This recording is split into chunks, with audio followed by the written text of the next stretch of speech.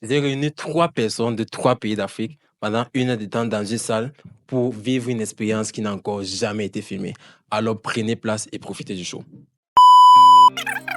La première des choses qu'on pense de toi, c'est que voilà, t'es trop initié dans le vaudou et autres. On ne te demande pas de respecter, on te demande d'accepter la vérité. Ce n'est pas une j'ai accepté vérité. quand Non, c'est pas une vérité qu'on m'a dictée. Chez nous, on fait une liste, les parents peuvent même te demander des trucs comme un salon, un climatiseur, un congélateur, une voiture. Allez. La femme n'appartient pas à la famille du père et de la mère. C'est-à-dire, ce n'est pas le père et la mère, en fait, que la fille appartient. Elle appartient à tout un village, toute une tribu qui doivent manger. Donc, ce qui signifie que chez nous, quand tu veux épouser une fille, frangin, si tu étais pauvre, tu dois chercher des moyens parce qu'elle n'est pas gratuite. Chez nous, on achète la femme. En clair, il te donne le mot clair parce que lorsque tu viens, il y a le préliminaire qui veut que tu fasses un tour qui porte. Le tour qui porte, tu viens voir, comme tu as dit, tu vois les parents, tu te présentes. Donc, c'est comme un mini entretien. Et quand tu fais le tour qui porte, il faut savoir que tu es en train d'entamer déjà la seconde phase qui se trouve être la dot, qui est différente de la demande de la liste. Parce que quand tu as fait le tour qui porte, le suivant, c'est la demande de la liste de la femme.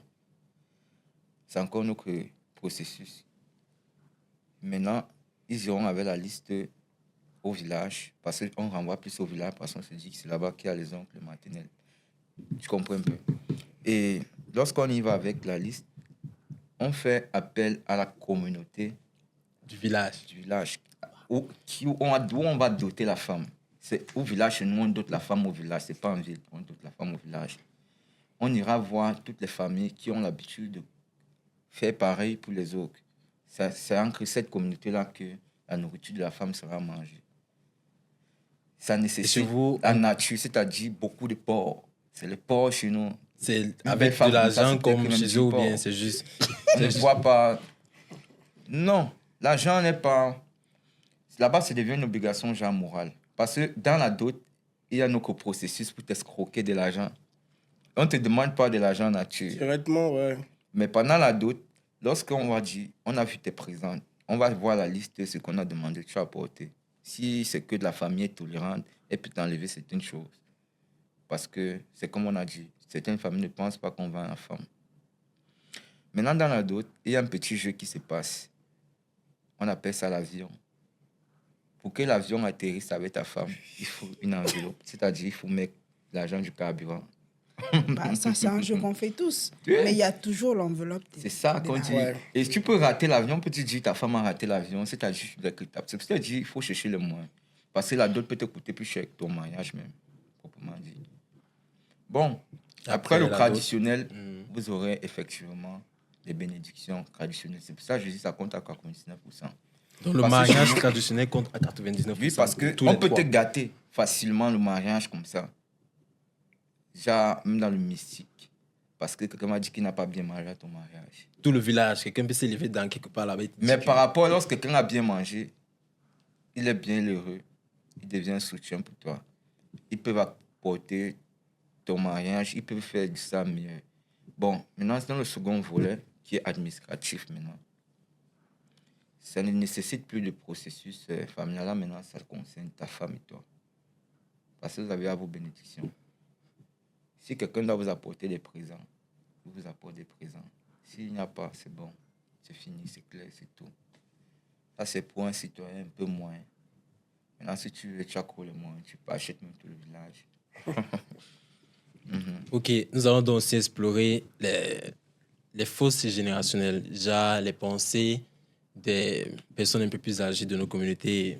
Comment est-ce que la jeunesse voit déjà les choses? Comme par exemple, on prend le cas des tatouages. Comment est-ce que les tatouages sont vus chez vous, peut-être au Bénin? Comment est-ce que c'est regardé? Non, les Déjà, par les femmes âgées. ne sont pas bien vus au Bénin. En Afrique, Là, il faudrait qu'on se dise la vérité. C'est pas bien vu. Et moi, je me rappelais quand je faisais mon premier tatouage, moi, ma mère n'était pas d'accord. Déjà, il y avait un semblant de tatouage que j'avais fait. Histoire de voir son avis. Et c'était terrible, tu vois. Elle était insurgée contre ça et tout, mais au fil du temps, voilà, elle s'est faite. Mais généralement, au Bénin, le tatouage n'est pas bien vu. Quand tu fais un tatouage, directement, on te voit comme un brigand, tu vois. Quelqu'un qui veut rater sa vie. S'il n'a pas encore raté, hein, tu vois. Voilà, ça, le tatouage peut même te bloquer des portes au Bénin. Tu peux postuler pour quelque chose à cause du tatouage, on ne te prend pas. Tu vois, aussi, par rapport aux tresses aussi. Tu vois, c'est mal vu au Bénin. Donc, voilà, je sais que c'est pas pour les autres pays, mais au Bénin, c'est comme ça. Et au Gabon, c'est... Au Gabon, c'est hyper mal vu. C'est... D'abord, même, je vais parler pour moi. Je me fais bastonner aujourd'hui. si seulement on voit ne serait-ce qu'une petite fleur quelque part là, mon frère peut prendre l'avion pour moi. Donc, faut te marier alors vite. Comme ça, ton mec, bah... papa, même marié, on vient me bastonner. On me bastonne le mari. Ça, c'est faux. Et tu aussi, au Cameroun, les tatouages sont pas... Déjà, par la jeunesse et aussi par les personnes âgées, n'est-ce pas? Ouais, non, la jeunesse, ça va. On s'en fout. On sait que ça nous dit. Bon, c'est comme moi, je disais, il y a d'abord, nous sommes dans un pays où la pente est négative, donc devient de plus en plus négative, où je disais que les jeunes sont attirés plus par le mal. Non, c'est-à-dire, quand on dit mal là, c'est que il faut, c'est-à-dire, chez nous, maintenant, la jeunesse sait que pour être bien vu par une petite, par exemple, il faut être un danger boy. C'est-à-dire, il faut éviter les stars, il faut être un bad boy. Donc, pour la jeunesse, c'est accepté. Les tatouages, validé. Même déjà, même si certaines branches dépendent, puisque même ils ont, il y a des tatouages. Oui, il faut dire la vérité. Je connais des parents déjà qui ont des tatouages, mais tu penses que l'enfant lui va faire quoi? Non, mais si on remonte, par exemple, aux personnes du troisième âge... Si on remonte, c'est normal. Il va voir ça mal, mais il va tolérer. Il va tolérer parce que nous sommes dans un nouveau monde. Et je voulais aussi savoir, est-ce qu'il n'y a pas une culture? Parce que je sais qu'il y a des cultures africaines où les tatouages, pas les tatouages... Il y a des sortes de tatouages qui sont un peu plus traditionnels. Ouais. Bien sûr. Genre, est-ce que... Bon, traditionnel, il faut dire que c'est pour barrer la sorcellerie. Quand tu fais des tatouages sur le corps, on te blinde le corps. C'est ça qui fait on des te blinde. On te blinde. Ce ne sont pas des tatouages. Ce ne sont pas des tatouages comme... J'en ai, voilà, par exemple, là. J'en ai. C'est pour... Ça, c'est le blindage. C'est le blindage, c'est ça que j'appelle pas tatouage. Le tatouage. Non, ça, c'est pas... En matière de tatouage, même, je pense qu'il y a une génération, je dirais... 2 générations avant nous. Qui s'écrivaient des trucs sur le corps, je pense. Voilà, qui écrivent des choses sur le corps. Donc, le tatouage, ça ne date pas de maintenant. C'est juste que 2 générations avant nous, ils ont trop pris le truc à cœur, tu vois, à voir juste le côté mauvais des tatouages. Sinon, je pense qu'il y a des grands-parents, tu les vois, les vieilles, elles sont tatouées de tout le corps, tu vois. Ce n'est pas forcément des cicatrices, comme tu dis, et voilà, pour empêcher la sorcellerie. Non, c'est une culture qui date de trop longtemps, et voilà, quoi. C'est juste 2 générations avant nous qui ont essayé de détourner l'idée des gens sur le véritable, voilà, la véritable raison des tatouages. Ok, mais on va prendre un peu une question. Attends un peu, s'il te plaît. Au fond, tu sais, depuis tu parles, tu mets plus la peur en avant.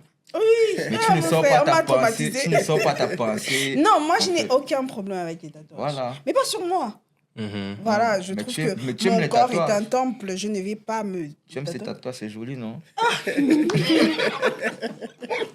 Ce sont ces tatouages, tu vois. C'est joli. On va prendre une question un peu plus familiale. Genre, on dit beaucoup que les hommes sont des bordels. Genre, dans toute l'Afrique, les hommes sont des bordels. Et c'est pour ça qu'on légitime le fait qu'ils puissent tromper facilement. Qu'un homme trompe, c'est pas la même chose comme quand une femme trompe. Que quand un homme trompe, c'est là. Mais la femme qui trompe, c'est... Non. Donne d'abord la parole à la femme. Ok. Pourquoi moi? Je veux bien écouter d'abord votre point de vue. Oui, c'est mieux que les hommes commencent. C'est vous les concernés. Oui. Puisque ce sont elles qui sont dans la chose. Est-ce que je prends la parole? Qui prend la parole pour essayer de mentir? Moi, je crois. Normalement, c'est la femme qui commence. Bon. Et nous, on voit dans ce qu'elle dit. Ça, c'est une question un peu gênante parce que... Encore, elle est gênante. Nous tous, nous connaissons d'abord, même depuis la Bible, les Salomon, qui ont des femmes, des types femmes. Est-ce que c'était autorisé par Dieu?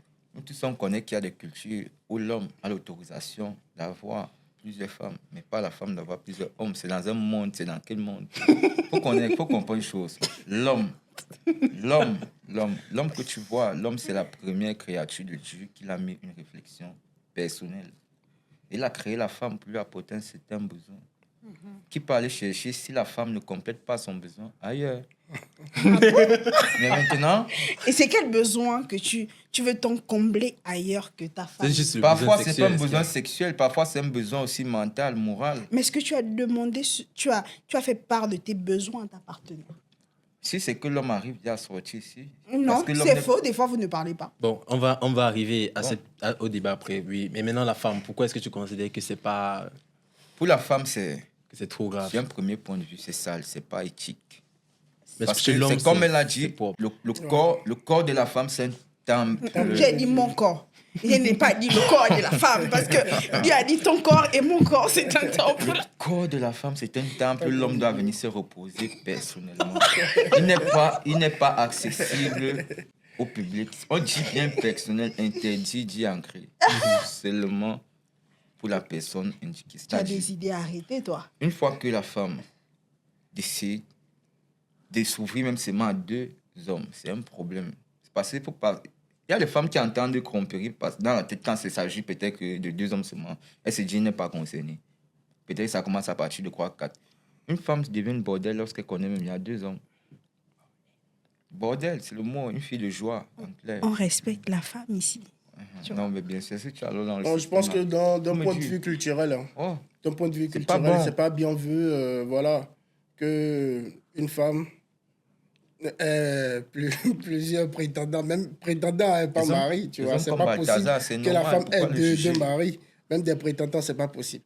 Du moment où, voilà, t'es avec quelqu'un, voilà, c'est bouclé. Maintenant, pour les hommes, c'est permis, tu vois. Et je prends... Non, c'est permis, attends que je me défende. J'ai dit quoi? Voilà. C'est permis dans le sens où, déjà, il y a certaines religions comme voilà, la religion dont je ne vais pas faire cas, qui autorise à ce que tu prennes beaucoup de femmes, tu vois. Mais l'idée de la tromperie, c'est-à-dire tu trompes ta femme en allant sur... voilà, d'autres femmes, moi je partage pas cette idée. Oui, c'est ça. Quand tu es avec quelqu'un, du moment où voilà, vous compreniez que vous décidez de faire chemin ensemble, tu dois pouvoir quand même la respecter, tu vois. Parce que moi je pense que respecter sa femme, c'est de ne pas aller chercher d'autres ailleurs, tu vois. Donc tu essaies de discuter avec elle, si vous vous entendez plus, voilà quoi. Séparez-vous. Vous laissez tomber. Et oui, qu'est-ce que tu as dit, Toché? Bon. On va d'abord aller... Je vais d'abord te répondre. Hein. Non, mais je pense qu'ils ont la même réponse. Non. Il a dit quelque chose que j'ai répondu. Ok. Je vais aller... Tu as dit, les hommes, c'est parce qu'ils veulent aller combler certains besoins. Bien sûr. Nous-mêmes, on a des besoins. Que certains hommes ne comblent pas. Donc, si on te trompe, c'est que nous aussi, on allait chercher les besoins. L'argent. Pas l'argent, forcément. Peut-être physiquement, tu ne corresponds pas à ce que je veux. Mais mentalement, tu es mon partenaire et on va ensemble mentalement, mais physiquement, tu ne me comptes pas. C'est-à-dire, de base, tu vis dans une hypocrisie. Non, attendez d'abord. Vous avez dit que vous partez combler certains besoins, ailleurs. On a tous des besoins. Ouais. Donc, si la femme arrive à se préserver, c'est que vous pouvez faire de même. Non, moi j'ai partagé cet avis. Voilà. Non, il n'a pas partagé cet avis. Lui, c'est à lui que j'ai répondu, tu vois. D'accord. Donc... La femme a quelle envie, ça? C'est l'envie là dont moi je Attends, qu'est-ce qui te fait croire? Eh bien, écoutez... Les rapports entre hommes et femmes, c'est un partage. Tu partages, je partage, n'est-ce pas? Maintenant, si toi, ton partage ne me plaît pas, j'ai le droit aussi d'aller combler ça ailleurs, non? Et revenir chez moi. Tu fais bien la même chose et tu reviens. Non, c'est le comble. C'est pourquoi, d'un point de vue culturel, c'est pas autorisé. Voilà, donc, je ne vais pas dans ça, mais je dis quand même que si c'est sur le point où chacun veut combler ses pulsions, nous tous, on va aller voir ailleurs alors. Donc, si on s'est mis ensemble, on se respecte. Non, c'est ça. C'est pas ça que Balthazar fait, sa femme aussi. Maintenant, puisque les deux sont superment forts, pourquoi ils partent alors dehors? Non, moi, je pense que c'est beaucoup plus l'hypocrisie, tu vois. L'hypocrisie dans le sens où, en tant que femme, en Afrique, quand tu vois que celui avec qui t'es, ça ne va plus et tout, ayez une discussion et séparez-vous. Ça n'empêche en rien que vous voyez de temps à autre pour le sexe et tout, tu vois. Bon, je vais mais en termes de mariage, c'est pas bien vu qu'une femme aille ailleurs. Je ne refuse pas. Je n'ai pas dit que c'est bien vu. Ce que je dis, c'est de la même façon qu'il parle des besoins. On a tous des besoins. Donc, s'il faut aller dans cette logique, nous aussi, on a le droit de vous tromper parce qu'on a des besoins. Non, vous n'en avez pas. Non, vous n'en avez pas. Je t'explique, tu vois, faudrait qu'on fasse la part des choses. Vous n'en avez pas. C'est ça le problème, en fait. Parce que tu es africaine, tu vois. Et c'est pas pour l'Occident, c'est bien possible. Tu vois, mais du moment où tu es africaine, tu es entrée dans une culture, en tant que femme, tu n'es pas autorisée à faire ça. L'homme est autorisé à faire ça. Donc, mais moi, je ne partage pas la vie que l'homme fasse ça. Je ne suis même pas du penchant là. Voilà, je dis, l'homme doit tromper la femme, non. Point barre. C'est simple. Il n'y a rien de compliqué. Si ton mec est là, tu supportes. Il ne fait pas bien, tu supportes. Mais non, mais on a beaucoup supporté et on continue de supporter. On va toujours supporter. Mais vous ne supportez pas, c'est là le problème. Non, c'est normal. L'homme, c'est la machine, c'est le moteur. S'il ne trouve pas satisfaction, c'est normal. Tu vas dormir comment? Mais normalisez le fait que les femmes vous trompent aussi. Non. Et puis priez aussi, comme vos parents nous demandent de prier, comme vous nous trompez, priez aussi quand on le fait pour vous. Non, c'est pas autorisé. Non. Et puis demandez à... C'est pas autorisé. Non. Hey, mon frère, c'est autorisé dans la mesure où tu le fais. J'ai le droit de le faire. On est tous des êtres humains égaux. Actuellement, tu n'as que penchant. Toi-même, personnellement, moi, je suis pour le fait que je me suis engagée avec quelqu'un et je reste avec cette personne. Ça t'arrive de temps à autre qu'aller voir dehors. Pourquoi faire, en fait? Non. Pourquoi faire? Voilà. Au moins, si tu es fidèle. Ok, bon, cette discussion, je pense qu'on a pu avoir la vie de tout le monde avec Emmanuel qui est... C'est un boucanier, vraiment... c'est tout. Ok, on va passer à la prochaine question qui dit comment est-ce que il y a certains choix de carrière en Afrique qui ne sont pas vraiment encouragés par les parents. Genre, ça n'a pas encore vraiment eu... Comment je peux dire ça? On ne voit pas encore vraiment les effets, quoi. Comme par exemple être un artiste, peintre ou musicien. Comment est-ce que les parents, dont la majorité des parents, comment est-ce qu'ils le voient dans vos différentes cultures? Genre être un peintre, être musicien. J'ai mon grand frère qui fait dans la musique, mais qui avait décidé de laisser tomber l'école pendant un moment. Sauf qu'au Gabon, il n'y a pas de droit d'auteur.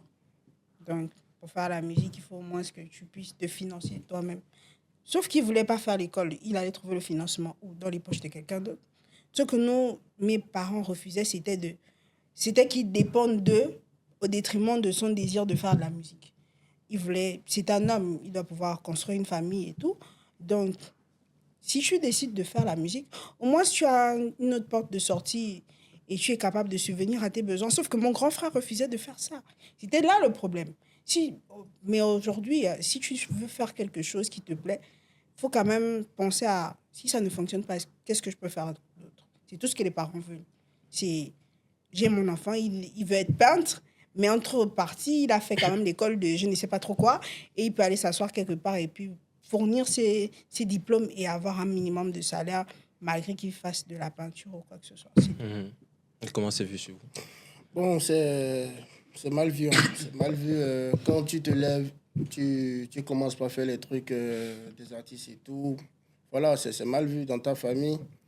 Parce que déjà, il faudrait qu'on se dise la vérité. Le parent, quand il te met à l'école, c'est pour que tu puisses suivre le cursus scolaire. Après, tu deviennes quelqu'un cravaté et tout, tu vois.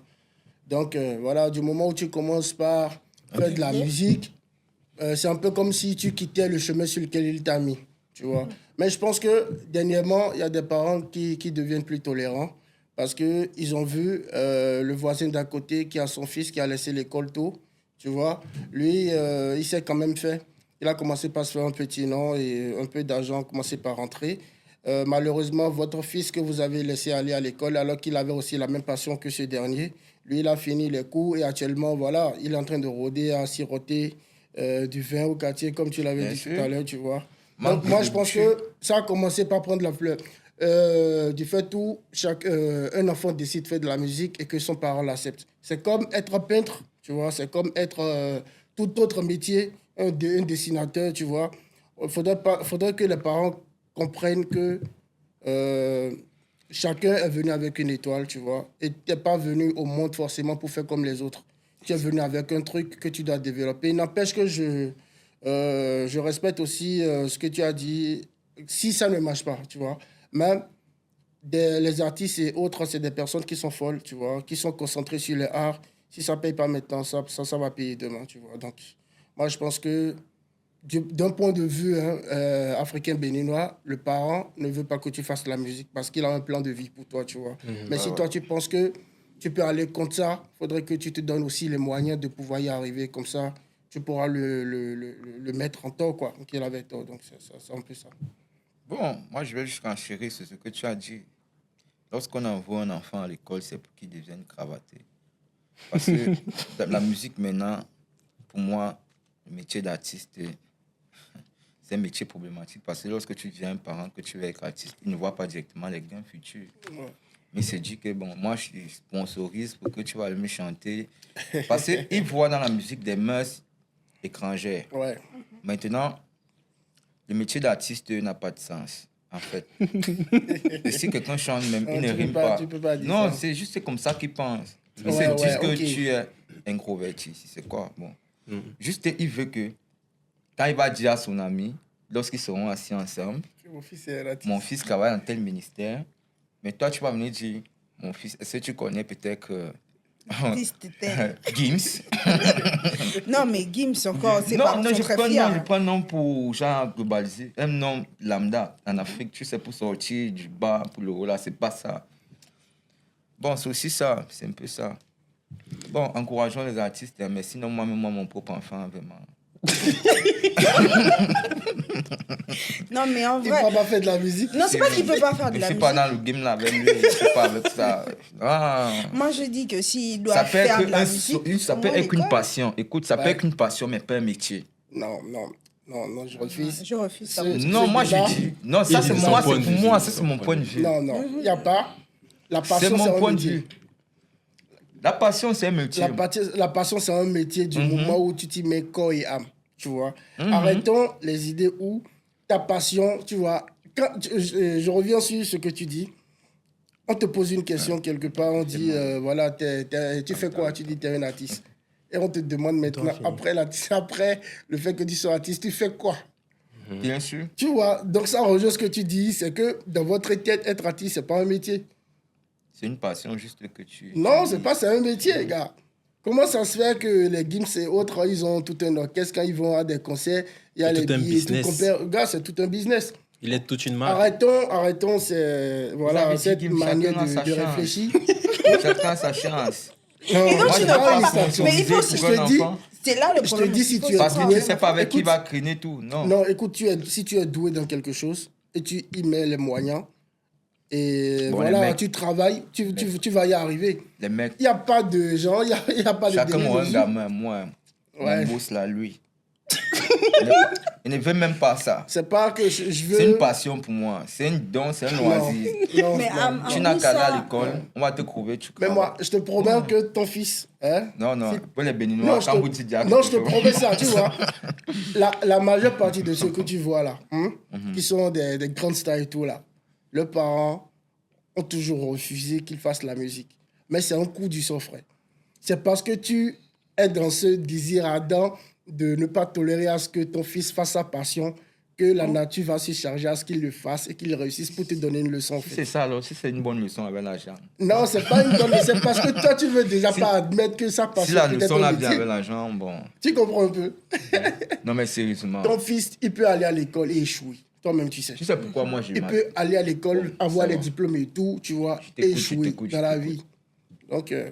Oh, ok, bon, on a eu l'avis de tout le monde. Non, attends, je n'ai pas encore fini. Tu sais pourquoi moi je parle? Je viens de Yaoundé. Ouais. Là où il y a un mouvement chez nous qu'on appelle le Mbolé. C'est parce qu'on a parlé du Mbolé. Le Mbolé, c'est un mouvement qui naît de la rue. Maintenant, les jeunes, quand tu entends un jeune veut devenir artiste, c'est beaucoup plus dans le passion de la musique. Et pour chanter ce style de musique, il faut connaître que la rue. Et je t'assure, quand un parent entend que son enfant est artiste Mbolé, c'est le pleurs, comme on dit. Parce que c'est des trucs négatifs. Avec du chant, qu'on appelle chez nous. Donc, il faut écrire dans le game là. C'est un peu ça, quoi. On n'est plus dans le genre artiste. Ah, ok, non, on voit un peu le point de vue que tu comprends un peu. Oui. Non, je ne suis pas dans le game là. Ok, bon, on va passer à notre dernière question. Le temps est passé très vite. Si vous devez être un représentant de la jeunesse de votre pays, comment est-ce que vous direz, si je vous pose la question, comment est-ce que vous allez? Comment est-ce que va la jeunesse béninoise? Qu'est-ce que vous avez dit? Comment est-ce que va la jeunesse gabonaise? Comment est-ce que va la jeunesse camerounaise? Qu'est-ce que vous pouvez dire? Bon. Actuellement, la jeunesse béninoise, tout va bien. Hein. C'est ce que moi je dirais. Je ne dirais pas que tout ne va pas bien parce que moi, je suis dans cette mentalité où chacun devrait se chercher dans la vie, tu vois. Les politiques sont là pour construire les routes, pour faire ce qu'ils ont à faire, pas forcément aider tout le monde à s'en sortir dans la vie. Tout le monde ne va pas aussi s'en sortir dans la vie, tu vois. Donc, moi, je pars du principe où, du moment où tu nais et tu as un cerveau pour réfléchir, tu peux y arriver. Donc, la jeunesse béninoise actuellement, ça va. Moi, je dirais ça va. Bon, pour la jeunesse gabonaise, les choses commencent à s'améliorer. On voit beaucoup de changements auprès de cette jeunesse qui veut travailler, qui veut se développer, qui innove. Et c'est tout ce que je peux dire. Ça commence à aller. Ça commence à aller. Et ça prévoit... Ça prévoit de belles choses. Mm-hmm. Bon, chez nous, la jeunesse camerounaise, c'est une jeunesse vraiment... Ça part de mal en pire. Moi, je ne suis pas trop dans le positif. Parce que j'ai vécu, je sais. Je fais partie de cette jeunesse-là. Je ne peux pas parler d'une jeunesse parce que je sais. Si aujourd'hui nous sommes venus à l'étranger, c'est parce que ça ne va pas chez nous. Ça ne va pas. Il y a un problème. La jeunesse a des ressources intellectuelles, physiques, tout. Mais chacun, pour se sortir du lot, est obligé de percer un peu dans son crew, quoi. Il faut vraiment que pour que chez nous, la jeunesse aille bien, mentalement, physiquement, même moralement, sur toute l'échelle, il faut que l'État vraiment fasse son travail. Même pas, ils doivent faire leur travail. Donc, ils doivent faire son travail. Ils doivent créer l'emploi, c'est tout. On peut pas créer l'emploi pour tout le monde. On ne demande pas à l'État vraiment, mais de créer, d'aider, d'accompagner, c'est tout. On sait qu'ils ne peuvent pas, mais ils n'ont qu'à créer d'abord des canaux, essayer de voir maintenant à travers là ce qui peut sortir. Est-ce que la jeunesse ne peut pas aussi apporter des propositions pour que l'État puisse... Non, mais là, c'est déjà un autre débat. Et bon. La jeunesse peut apporter. Non, parce que... Mais si c'est qu'ils apportent, j'ai bien dit une jeunesse intellectuelle, mais vraiment qui est bloquée. Nous sommes arrivés à la fin de cette expérience extraordinaire que nous venons de vivre avec nos 3 invités qui ont voulu répondre à l'appel. Et nous espérons que vous avez profité du show comme nous avons profité du show. Nous prévoyons encore faire plus. Alors, likez, abonnez-vous pour continuer à voir le reste des épisodes. Merci.